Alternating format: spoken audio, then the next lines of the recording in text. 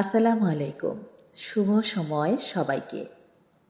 মুক্তপায়রা সাহিত্য সংসদে পোস্ট করা কবিতাগুলোর মধ্য থেকে আমি এখন আবৃত্তি করছি কবি রকিবুল ইসলামের কবিতা তোমারই প্রতীক্ষায়।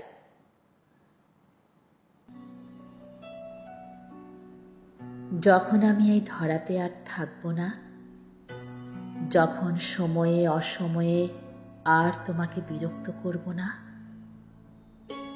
আমার দৃঢ় বিশ্বাস তখন তুমিও কাঁদবে, তুমিও পড়বে, পিছু ফিরে দেখবে এই বুঝি কেউ এলো, অচেনা বাতাসে শুনবে এই বুঝি সেই অনাহুত অনাকাঙ্ক্ষিত কারো পায়ের আওয়াজ শোনা গেল, এই বুঝি মোবাইলটা বেজে উঠল।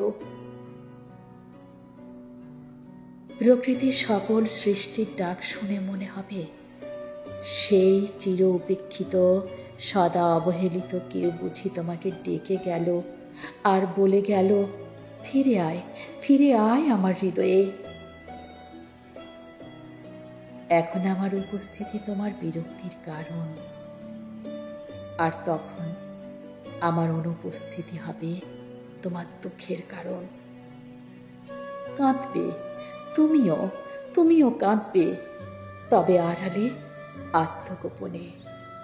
দগ্ধ হবে অন্তর্জালায়, ভিতরটা পুড়ে ছাই হয়ে যাবে, কাউকে কিচ্ছুই বলতে পারবে না। তোমার অদম্য মনোবলে তখন চির ধরবে, একাকী তুমি খুঁজে পাবে না কোনো দিশা, ডানা ঝাপটে উড়ে বেড়াবে এদিক সেদিক, একটু ছায়া সুনিবিড় পরিবেশের সুশীতল আশ্রয়ের জন্য, একটু প্রবোধ ও প্রশ্রয়ের জন্য, একটু শীতল পরশের জন্য, একটু রকরকে উষ্ণতার জন্য। তখন আমি হয়তো এই ধরনের মায়া ত্যাগ করে পাড়ি জমাবো ওপারে। তখন কে তোমার খবর নেবে? কালের পরিক্রমায় আবার হয়তো তোমার সুদিন ফিরবে, আসবে বসন্ত। আর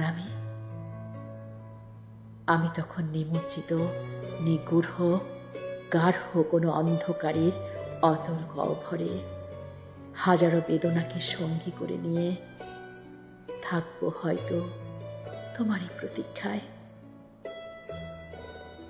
ভালো থাকুক আমার মহারানী, নির্বিঘ্ন হোক তার জীবন। ধন্যবাদ কবি।